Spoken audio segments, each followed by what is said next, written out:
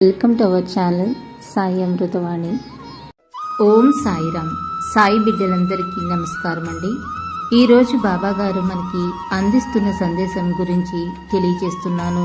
కుండలు వేరైనా మట్టి ఒక్కటే కదా, అలాగే నగలు వేరైనా బంగారము ఒక్కటే కదా తల్లి.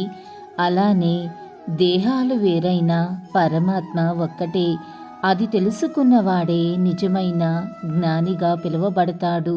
ఈ సంసారంలో సకల జీవులకు కూడా సుఖం అల్పంగా ఉన్నప్పుడు దుఃఖం అనేది అధికంగా అనుభవంలోనికి కనిపిస్తుంది. జీవులకు దుఃఖం తాము కోరినది లభించకపోవట చేతను, లభించినది నశించుట చేతను కలుగుచున్నది. ఇట్టి దుఃఖము పరమేశ్వరుని ఆరాధనచే మనకి నశింపబడును. సంసారమున విషవృక్షము అమృత వృక్షము రెండు కలవు. అమృత వృక్షానికి రెండు అమృతమైన పండ్లు ఉన్నవి.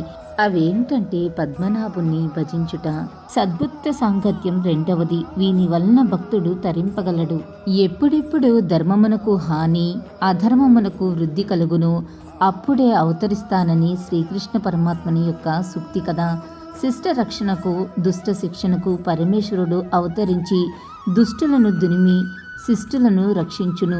దుష్టులనగా రాక్షసులు, శిష్టులనగా మునులు మాత్రమే కాదు. అహింస అధర్మములు లోకములో ఎక్కువైనప్పుడు, సతీహింసలు తగ్గి ప్రజలు బాధపడుతున్నప్పుడు సమయమున పరమేశ్వరుడు అవతారముంది వానిని సరిచెయ్యును. అవతారమనగా శంఖచక్ర గదాదులతో అవతరింపనవసరం లేదు. మానవునిగా కూడా పుట్టవచ్చును. రామకృష్ణాద్య అవతారము అట్టివే కదా. దశావతారములు కాక ఇంకను పెక్కు అవతారములు చాలా ఉన్నవి.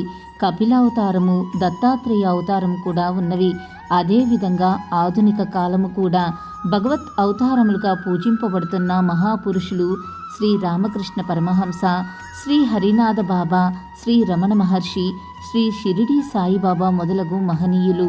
సాయిబాబా హిందూ బ్రాహ్మణ దంపతులకు జన్మించి మహమ్మదీయుడు పకీరుచే పెంచబడి అఘటన ఘటన సముద్ధుడై జ్ఞాన వైరాగ్య సంపన్నుడై భక్త మందారమై సకల మతములు వారిచేతనే గురువుగా ఆరాధింపబడిన మహనీయుడు. ఎవరు నన్ను ఏ విధంగా కొలిచినా వారి నా విధంగానే పొందుదును.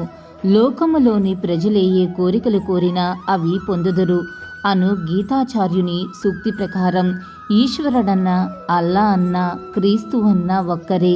వివిధ జాతి కులమతములు వారులకు వేరువేరు దేవుళ్ళు లేరు. దేవుడొక్కడే.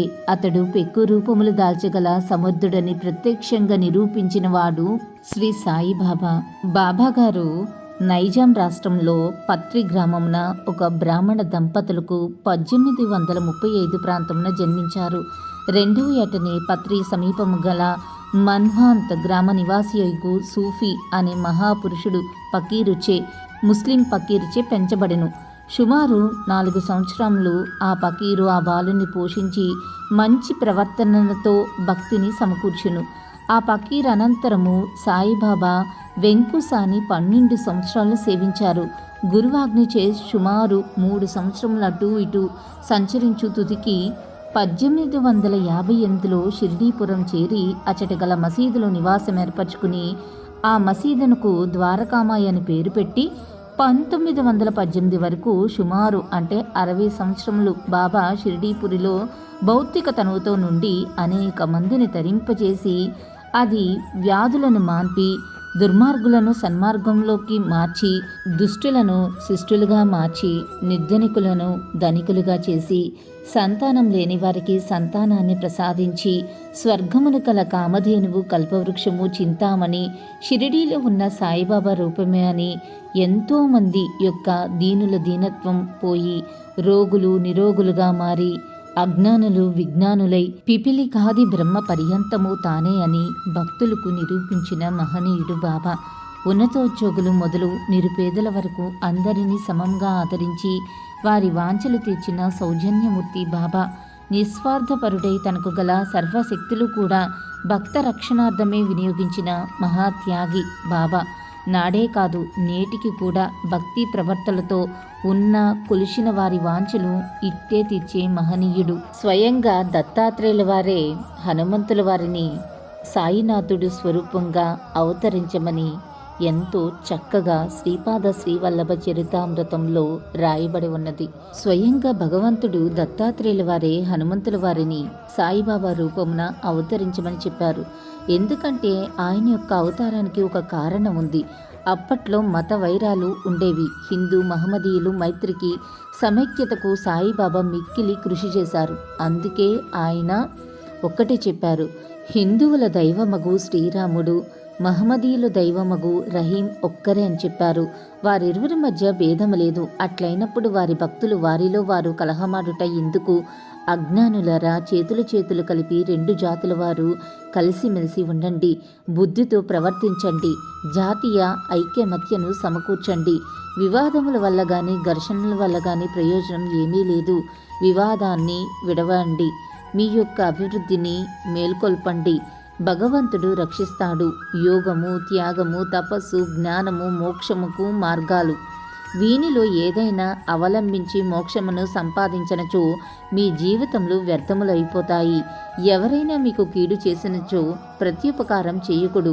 ఇతరుల కొరకు మీరేమైనా చేయగలిగినచో ఎల్లప్పుడూ మేలును మాత్రమే చెయ్యాలి అని బాబా భక్తులకు హితవు చెప్పారు. స్వయంగా ఆంజనేయ స్వామి దత్తాత్రేయుల వారిని అడిగారు, మహమ్మదీయ ఆచారాన్ని మన హిందూ సాంప్రదాయాన్ని రెండు ఇరువైపులా పాటించాలి అంటే ఇద్దరు గురువులు ఉండాలి అని చెప్పి ఆయన అడిగినప్పుడు దత్తాత్రేయుల వారు, నువ్వు ఏ విధంగా అయితే కోరుకుంటున్నావో అలాగే మహమ్మదీయుడు గురువు దగ్గర కూడా నువ్వు అన్నీ నేర్చుకున్న తర్వాత వెంకుస అనే గురువు దగ్గర కూడా నేర్చుకుని అప్పుడు షిరిడీలో సమర్థ సద్గురువుగా అవతారాన్ని సద్వినియోగం చేసుకుంటావని చెప్పి చెప్పడం జరిగింది. నిజానికి బాబా గారికి సాయిబాబా అని నామకరణం చేసింది దత్తాత్రేయుల వారు.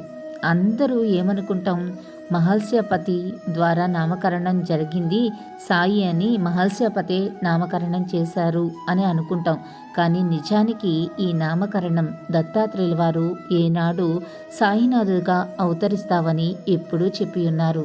అల్లా మాలిక్, అల్లా అచ్చా కరేగా. ఓం సాయిరామ్. ఇలాగే బాబా గారి సందేశం రోజు వినాలి అనుకుంటే మన ఛానల్ని సబ్స్క్రైబ్ చేసుకుని సపోర్ట్ చేయండి. అంతవరకు సర్వే జన సుఖినో భవంతు. Thanks for watching.